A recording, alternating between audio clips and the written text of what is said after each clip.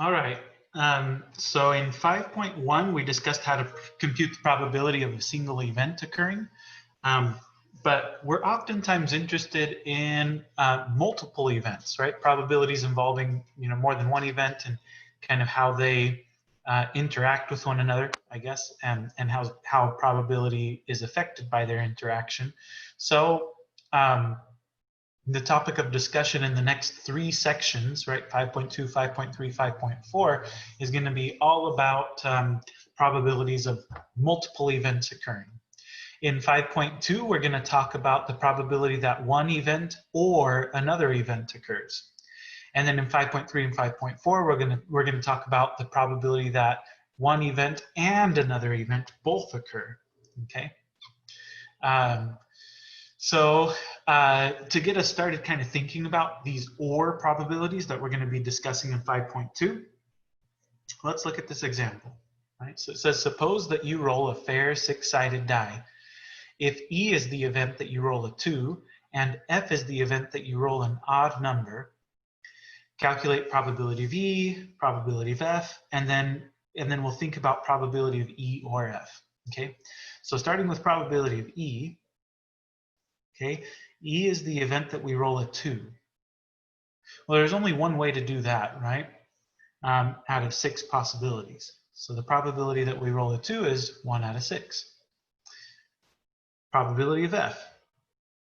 Now, F is the event that we roll an odd number. How many ways can that happen? If we're dealing with a six-sided die, there are 3 odd numbers on the die, 1, 3, and 5. Okay, so 3 ways that we could roll an odd number out of 6 possibilities, which reduces to 1/2. And that makes sense, right? Because half of the numbers on the die are odd and the other half are even. So it makes sense. The probability we roll an odd number is going to be 1/2, right? 3 out of 6. Now part C asks probability of E or F. Okay, so probability of E or F.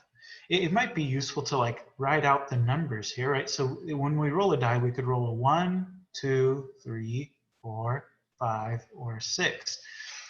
So if we're thinking about in how many ways can either E or F occur, well, E occurs if we roll a 2, and F occurs if we roll a 1, 3, or 5.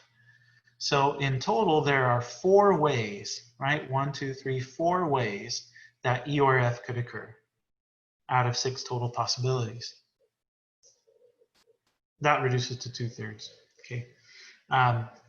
But that's that idea, right? So probability of E or F is 4 out of 6. Now, if you think about it, probability of E is 1/6, probability of F is 3/6, and when you add 1/6 plus 3/6, you get 4/6. So at first glance, right, it might seem like probability of E or F is equal to probability of E plus probability of F, right? Like if we were trying to come up with a formula for what is probability of E or F, this might be a good candidate based on our previous example. However, it turns out that this formula does not always work. So let me give you another example, similar to the previous one. It says, suppose you roll a fair six-sided die. E is the event that we roll a 2, okay, just like before. But this time, F is going to be the event that we roll an even number, okay? And now let's do the same thing as before. We'll calculate probability of E, probability of F, and then probability of E or F.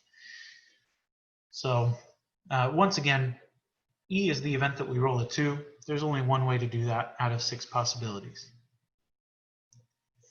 F is the event that we roll an even number. There are 3 even numbers on the die, 2, 4, and 6, right? So 3 even numbers on the die out of 6 total possibilities, right? That reduces to 1/2 just like before.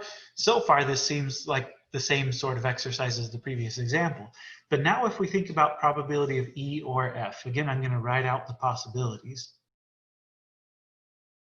Okay, E happens if we roll a 2. F happens if we roll a 2, 4, or 6. So there are only 3 ways that E or F could occur, right? 1, 2, 3, right? So only 3 ways that E or F can occur in this case, okay? Which reduces to 1/2. So notice that in this case, probability of E or F is not the same thing as probability of E plus probability of F, right? Probability of E plus probability of F would be 4/6, right? Which is not the same thing as what we got for probability of E or F. So a question for you to consider would be, what's different about these two examples? So go ahead and give the video a pause and think about that, right? Think about what's different. Like, why does it work out that we can just add probability of E plus probability of F in order to get probability of E or F in the first example, but that doesn't work in the second example? Okay, what's different about them? So give the video a pause and think about that. Okay, here's my answer to this question. What's different about them is that in the first example, there was no overlap between E and F. They were completely what we're going to call disjoint, right? There's no overlap in those two events, right? So probability of E was here, and the probability of F was there, right? So E was there, and F was there. So, so there was no overlap between them. Whereas in the second example, probability, or E was there, F was there, and you'll notice that E and F have this outcome in common. So if we add probability of E plus probability of F, then we're going to be double counting this outcome, right? We're going to be double counting it, which isn't good, right? So what's different about the two examples is that in the first,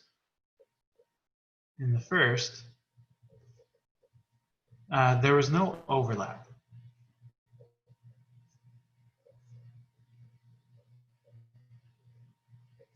between E and F, as there was in the second. Okay, so that's the difference between them. Okay, so that leads us to this discussion about this word that I used on the previous page, disjoint. A synonym for disjoint is mutually exclusive. You may have seen, you may have heard that phrase before, mutually exclusive. But two events, I'm going to use these terms interchangeably. They mean exactly the same thing, okay? But two events are disjoint if they have no outcomes in common. So as we said, the events in the first example are mutually exclusive, or in other words, disjoint. The events in the second example are not mutually exclusive, right? So they are not disjoint. Excuse me. So one of the one tool that will help us to kind of make sense of this is a Venn diagram, which I'm sure you've probably seen before. But yeah, Venn diagrams are used to represent events as circles enclosed in a rectangle. The rectangle represents the sample space, and each circle represents an event. If you have disjoint events, there's no overlap between the events, then the circles should not overlap when you're drawing your Venn diagram, okay? If, on the other hand, the events are not disjoints, so if there is an overlap, then you should draw the circles overlapping. So let's look at a couple examples. It says, suppose we randomly select poker chips from a bag where each chip in the bag is labeled 0 through 9, right? So there are 10 chips in the bag in total, and each one is labeled either 0, 1, 2, 3, 4, 5, 6, 7, 8, or 9, okay? Let E be the event that you choose a number less than or equal to 2, and let F be the event that you choose a number greater than or equal to 8. Part A asks if E and F are disjoint. Well, let's think about this. E would be choosing a number less than or equal to 2. Less than or equal to 2. So that would be 0, 1, or 2. F says F is the event that you choose a number greater than or equal to 8. So in this case, that would be 8 or 9, right? So F would be 8 or 9. So do these things have anything in common? Well, the answer is no, right? They don't have anything in common, and so yes, they are disjoint, right? Disjoint means they have no outcomes in common, okay? So are E and F disjoint? Yes. They are disjoint.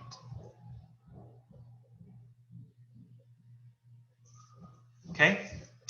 So since they're disjoint, when we draw the Venn diagram, we're not going to draw the circles overlapping at all.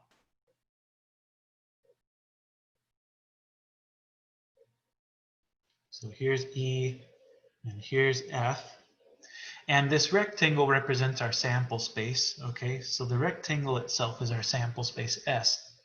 Now, the outcomes in event E are 0, 1, and 2. The outcomes in event F are 8 and 9. But then we have a whole bunch of other outcomes that are in our sample space, but they're not part of either of these two events, right?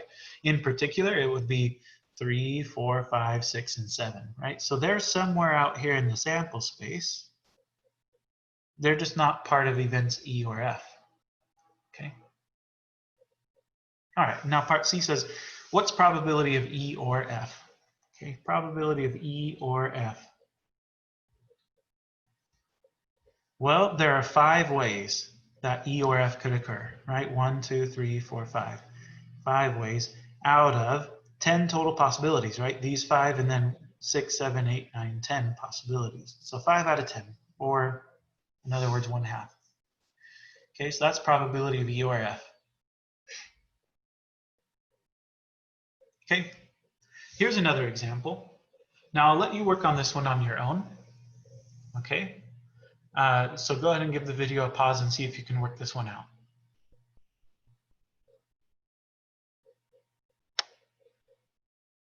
Okay, here's my solution. E is the event that we roll a multiple of 3. If we're rolling a 6-sided die, the only multiples of 3 would be 3 and 6. F is the event that we roll an even number. If we're rolling a 6-sided die, that would be, the only even numbers are 2, 4, and 6. So now the question, are E and F disjoint? The answer is no, not disjoint. Because they have an outcome in common, right? They have overlap. They have a 6 in common. So when we draw the Venn diagram, we should draw the events overlapping. So here's E, here's F, and they overlap at 6, right? Now, event E also has 3 as an outcome, okay? And event F also has 2 and 4 as an outcome. And then in addition to that, in our sample space, there are also the outcomes 1 and 5.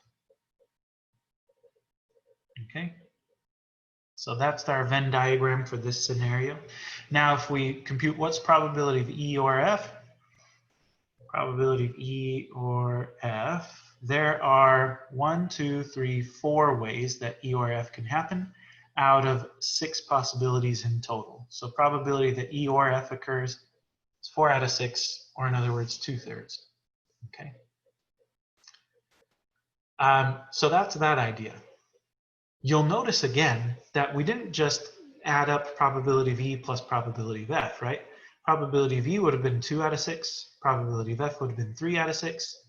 2 out of 6 plus 3 out of 6 is 5 out of 6. But that's not what we should get. What we should get is 4 out of 6. And the reason for that is because they have this overlap. If you just add up probability of E plus probability of F, then you're double counting these 6s, right? You're double counting the 6s where they overlap. Okay. So with that in mind, I think we have enough intuition built up now to think about what a general formula for probability of E or F would be. And we call this thing the general addition rule. Okay, so the general addition rule says that for any 2 events, E and F, right, probability of E or F is probability of E plus probability of F minus probability of E and F. Okay. Now that little last bit might be a little confusing to you, but the reason that we're subtracting off the probability of E and F is because this is where E and F overlap. And we said that when you add up probability of E plus probability of F, you're double counting where they overlap. So if you double counted the overlap by just adding probability of E plus probability of F, then in order to undo that double counting, you need to subtract off that overlap, okay? And that's why we subtract off probability of E and F. Now, we did say, though, that in some cases, you can just add up probability of E plus probability of F, and it gives you the correct result. Well, that's true whenever E and F are mutually exclusive, or in other words, disjoint, okay? So if E and F are disjoint, then they have no outcomes in common, so they have no overlap, and that would mean probability of E and F would be 0, right? Because if they're mutually exclusive, they have no events in common. There's no overlap in the Venn diagrams, right? So probability of E and F would be 0. So this general addition rule, right, this thing would just go to 0. And so you would just be left with probability of E plus probability of F in that case, right? So if E and F are mutually exclusive, then it is true that probability of E or F is probability of E plus probability of F. Right? That's called the addition rule for disjoint events. Okay.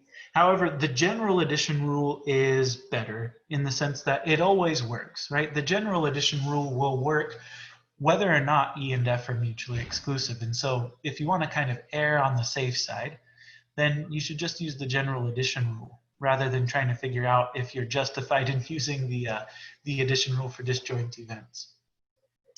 That said, I'll be honest with you. We don't really use these formulas a ton. There are some scenarios where it's useful to use these formulas, but they're sort of rare. For the most part, you can figure out what probability of E or F is without having to rely on a formula. So let me walk you through some examples. This one says the following table represents the number of active duty military personnel by rank in the 4 major branches of the military as of December 31st, 2007. Okay. So just to make sure we can all read the chart, right? What we have here is that we have data that's been stratified in 2 different dimensions, I guess, right? So we have officers, and then we have enlisted personnel.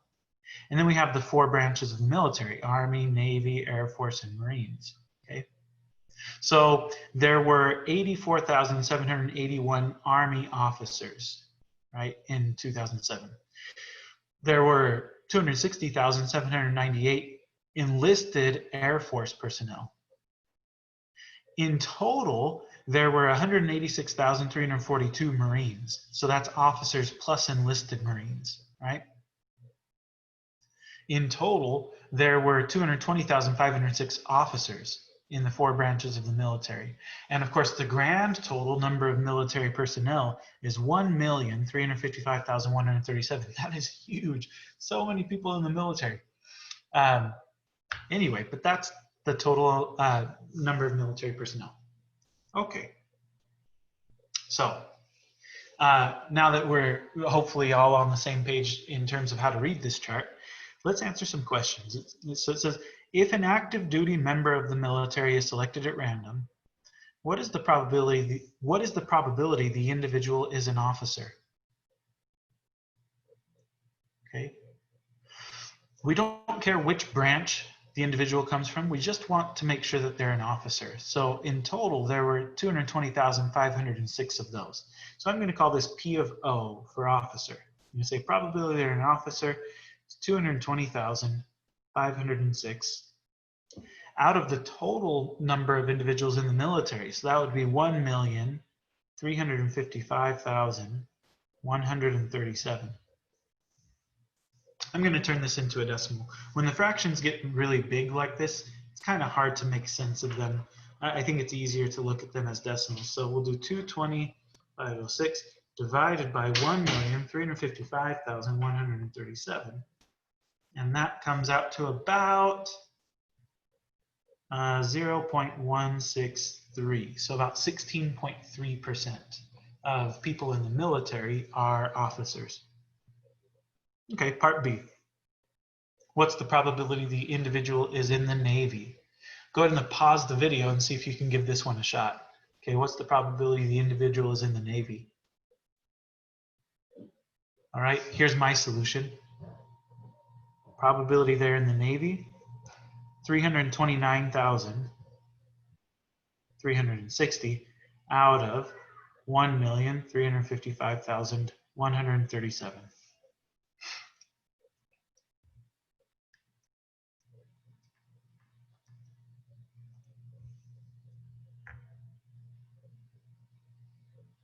Okay, so about 24.3%.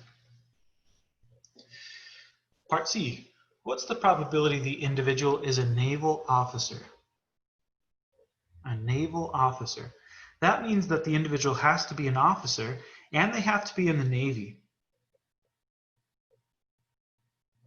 Okay, so they have to be an officer and they have to be in the Navy. So, so how many people are officers and in the Navy? That would be, well, here's the column for officers, right? And here's the row for Navy personnel. So where they overlap is this 51,167. So there are 51,167 naval officers out of 1,355,137 military personnel in total.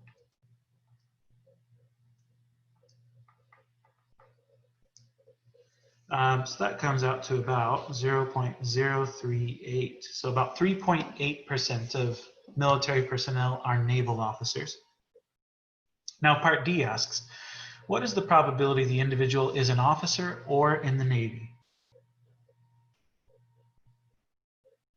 Okay, so I'm going to give you a couple ways to think about this. So one way that we can do this is to just reason it out, looking at the chart. Okay, and then another way that I'm going to show you is using the formula that we developed up here. Okay, but first of all, just looking at the chart and kind of reasoning it out, we're looking for individuals that were either officers or in the Navy. Okay, well, we know that there are 220,506 officers. We also know there are 329,360 people in the Navy. But if we just add up those numbers, then we will have double counted the naval officers. So we could add up those two numbers and then subtract off what we double counted, and that would give us the correct total. Okay, that's exactly what this formula is saying to do. All right. But another way to do it would be to do something like this. You could say, well, there are 220,506 officers, and then there are 278,193 enlisted Navy personnel. So if you add up those two numbers, then you get the same thing as you would get if you added this plus this and then subtracted that. Okay, so so that's what I'm going to do. For the first way to do it, I'm going to say, well, it's 220,506 plus 278,193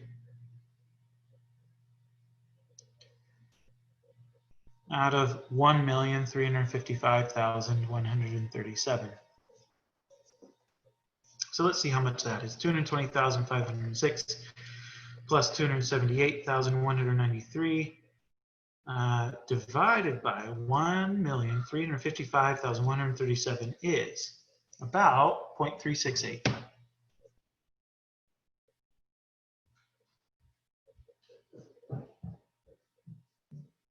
Okay, so that's one way to do the problem. Now the other way to do the problem is to use the formula, right? We could say probability they're an officer or in the Navy. Using our formula, right? Probability, so replace E with O and replace F with N, and you get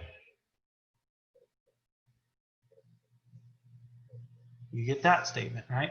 So probability of O or N is probability of O plus probability of N minus probability of O and N.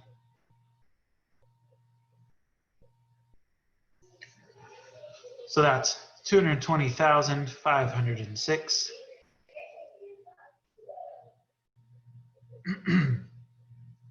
plus 329,360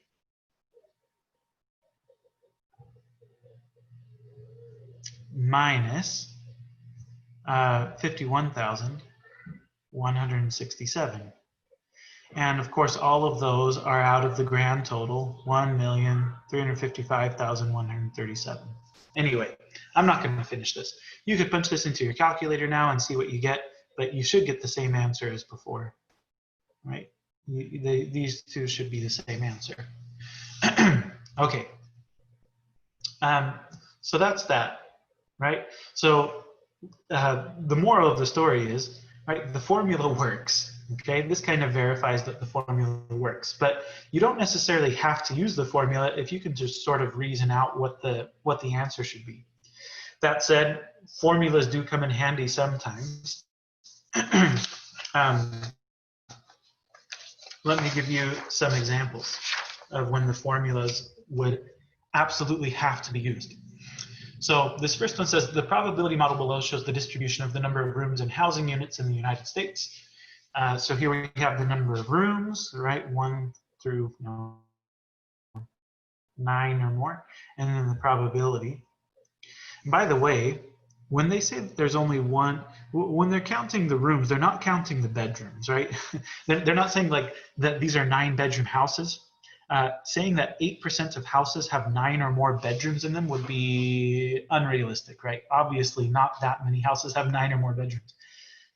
So when they're talking about bedrooms, or when they're talking about rooms, they're talking about like total number of rooms, like kitchen plus dining room plus living room plus your 3 bedrooms plus your bathroom, right, or whatever, right? Which makes me wonder about these. Like, how do you live in a one-room housing unit? Like, is your bathroom just sitting out there for all to see? It's just one big studio apartment with like the bathroom is exposed. I don't know. Or maybe it's a dorm. Maybe it's a dorm, so like you're sharing a bathroom with multiple people or something. I don't know.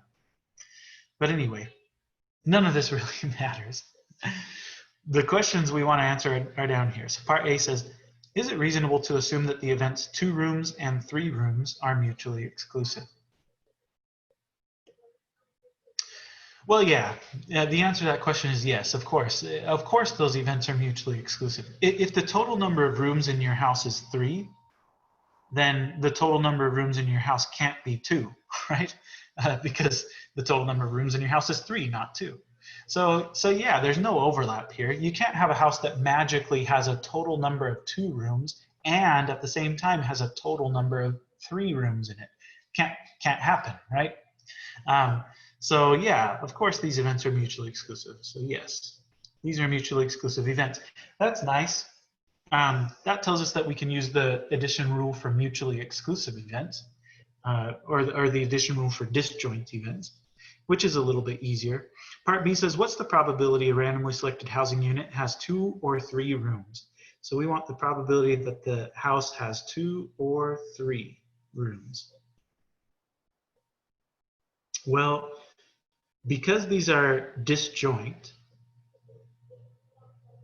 we can just say, well, this is the probability that the house has 2 rooms plus the probability the house has 3 rooms, right?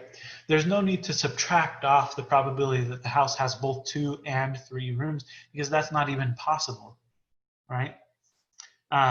Okay. Probability to have 2 rooms is 0.032. Probability to have 3, 0.093. 0.032 plus 0.093 is 0.125.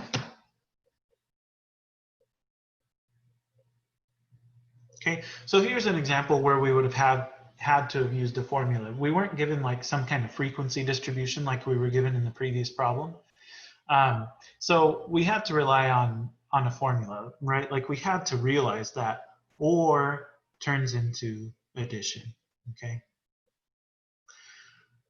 We can take this a step further actually though.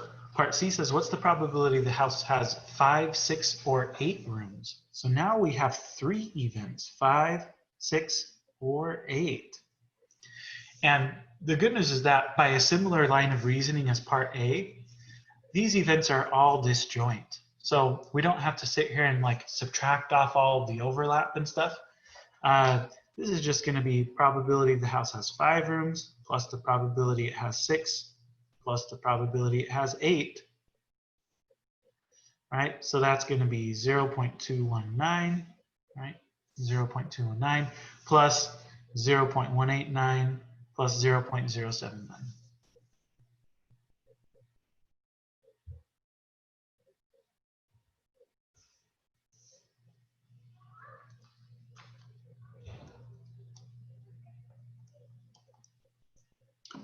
And that comes out to 0.487. Okay. So it's kind of nice, right? This formula still works when you have more than 2 events. So theoretically, you could have as many events as you like, and you can just add up the individual probabilities, so long as those individual events are all disjoint. Okay. If they're not disjoint, then it gets quite a bit more complicated than that, and we're just not going to get into it in this class. If you're interested, you should take a course in probability when you transfer to your 4-year institution, wherever that is. It wouldn't be a bad use of your time. Probability is really interesting. Anyway, that's that. Number 5. Here's another example where we would have to use formulas in order to answer these questions. So this one says suppose, or at least it should say suppose. So suppose that 15% of houses have red doors, 12% have blue shutters, and 2% have both red doors and blue shutters.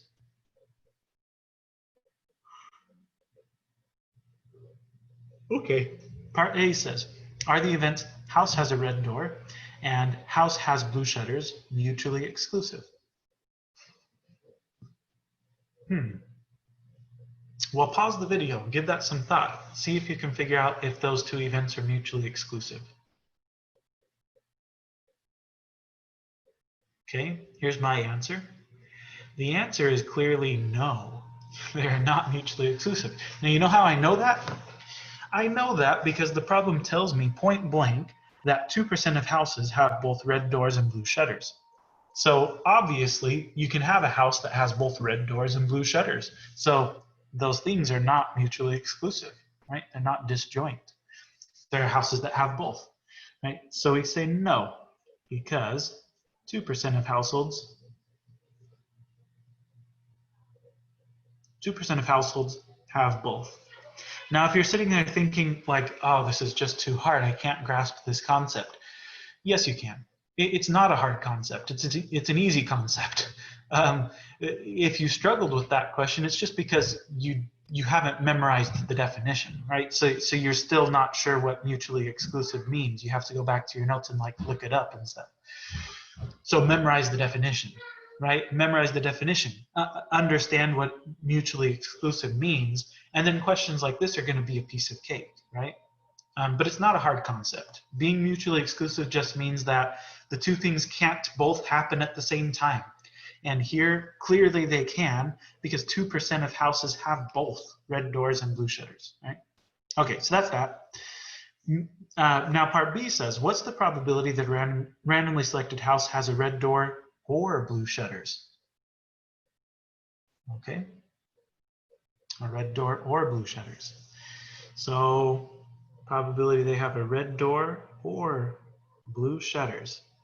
Now, I don't know, I don't have any kind of frequency distribution or anything like that. Like the only thing I have to go off of are these numbers that I was given in the problem, right? So if I want to find this probability, I'm going to have to rely on a formula here. So probability that of R or B is going to be probability of R plus probability of B minus probability of R and B. Okay, that's just using the general addition rule. And I have to use the general addition rule here where I'm subtracting off the overlap because there is an overlap, right? There's an overlap. So I have to subtract it off. It gets double counted, right? So these 2% of households, it's like they're counted already when you count up the houses that have red doors. And then they're counted again when you count up the houses that have blue shutters. So So they get double counted. So to undo the double counting, you have to subtract it off. Okay, so red door, 15%. Blue shutters, 12%. Both, 2%. Which I think comes out to just 25%. So 25% chance that the house is either going to have a red door or a blue shutter or both potentially, right? That's that. So while it is possible sometimes to figure out probability of E or F just by reasoning it out, that doesn't mean that the formulas aren't useful sometimes. Okay. All right. So one last topic in this section, the textbook kind of sneaks this topic in, but it has to do with complements. And again, this is not a difficult concept, so so that's why they kind of sneak it into the end of this section. But here's how complements work. So let S denote the sample space of a probability experiment, and let E denote an event. The complement of E is denoted by this symbol here. E, it looks like E to the C power, but we read this E complement. Right, E complement is the set of all outcomes in the sample space S that are not outcomes in the event E. Okay, just a quick note, right? It's complement with an E, not complement with an I, right? Complements with an E because you're talking about something that completes another thing, right? So they're complements. Kind of like complementary angles, right? It's like an angle is a complement to another if it completes the 90-degree angle that you're sort of aiming for. Anyway, but that's complements. Complement, not a complement with an I, as in an expression of praise, right? Right. So we're not sitting here praising each other. We're trying to complete each other, right? Or rather, the events are trying to complete each other. They're not trying to praise one another. Anyway. So here's a Venn diagram of what I mean by E complement. So we've got our sample space S. Inside of S, we have some event, which we can call E. E complement is everything else. Okay, it's all of the stuff inside of your sample space that is not part of your event. Okay. So now, if you want to compute the complement of an event, then you can use the complement rule, which says if E is any event, then the probability of E complement is 1 minus the probability of E. Okay, that should make sense based on what we talked about in 5.1, right? We said that, well, if you add up all of the different probabilities, you should get 1. So if we're looking for probability of E complement, then we should take 1 and subtract off probability of E, and that's going to give us everything that's left over. This is actually a really intuitive thing. It may not seem like it the way that I'm stating it here, but it is a very intuitive thing. Let me just give you an example. It says, according to the American Veterinary Medical Association, 31.6% of American households own a dog. What is the probability that a randomly selected household does not own a dog? All right. Well, if 31.6% of households do own a dog, then, oh, what would it be? 60, let me see. 100 minus 31.6. So if 31.6% of households do own a dog, then 68.4% of households do not own a dog. Okay, like that just makes it super clear, right? That's what you're using there is the complement rule. Okay, so again, if you know that 31.6% of households do own a dog, then you also know that 68.4% of households do not own a dog. That's all the complement rule is saying. Okay, so I'm going to answer the question like this. I'm going to say, if they don't own a dog, that's like dog complement. So I'm going to say probability that they don't own a dog, right? Probability of dog complement is 1 minus the probability that they do own a dog, right? So it's 1 minus probability of dog, which is 1 minus 0.316, which is 0.684. Okay. So that's all there is to that. But we can really exploit this fact to make certain probabilities a lot easier to compute.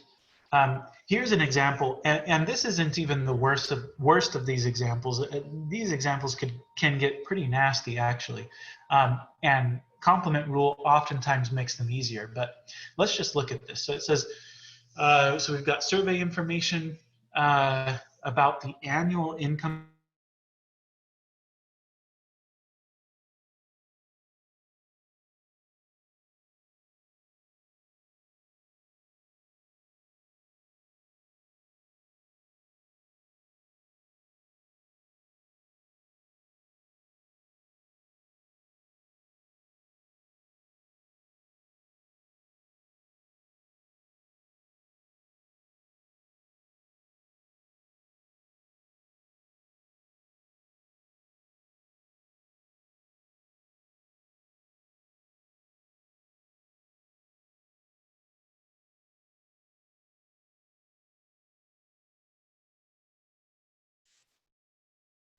for those.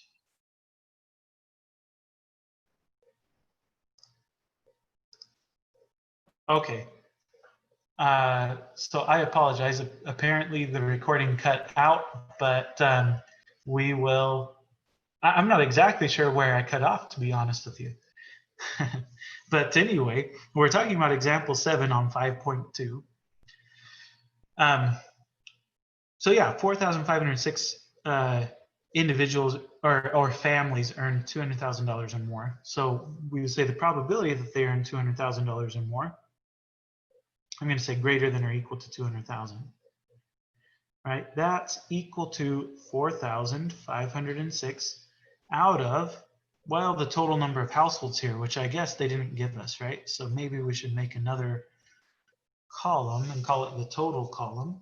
So let's add these up.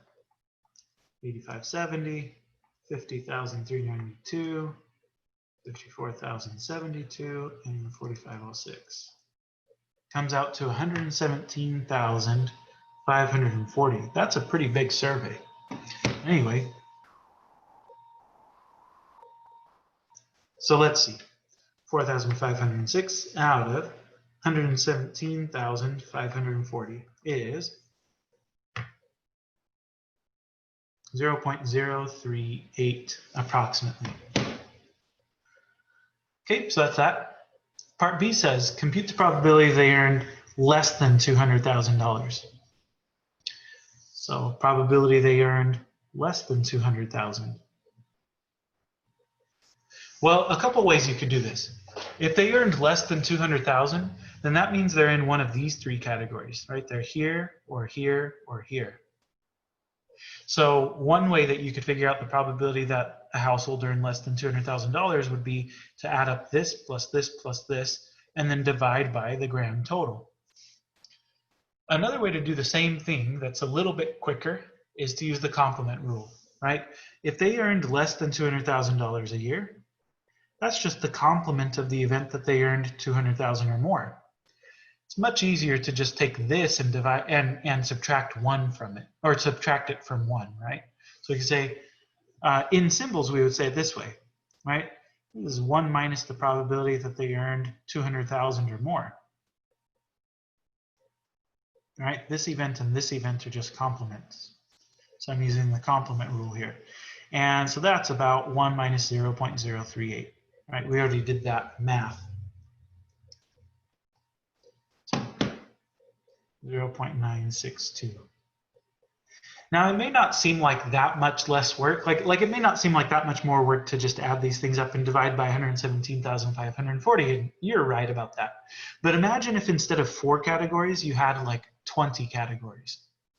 And you were asking for the complement of the last category. So you could either add up 19 categories, or you could just say 1 minus the 20th category, right? A lot easier to just add up the subtract off the 20th category. That's basically what the complement rule allows us to do. One last example, right? So what's the probability they earned at least $10,000? So at least 10,000 would mean 10,000 or more. So I'm going to say greater than or equal to 10,000. that would put them in one of these three categories. So again, you could add up this plus this and then divide by that. Or you could just say it's 1 minus this divided by that. That's what I'm going to do.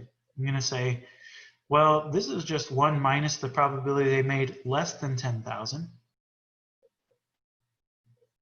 That would be 1 minus 8,570 out of 117,540.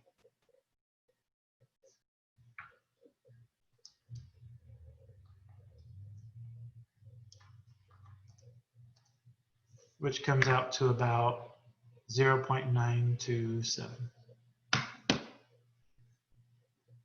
Okay, and that's that. Okay, there's your homework problem, or your homework set, I guess I should say, and we'll see you in the next section.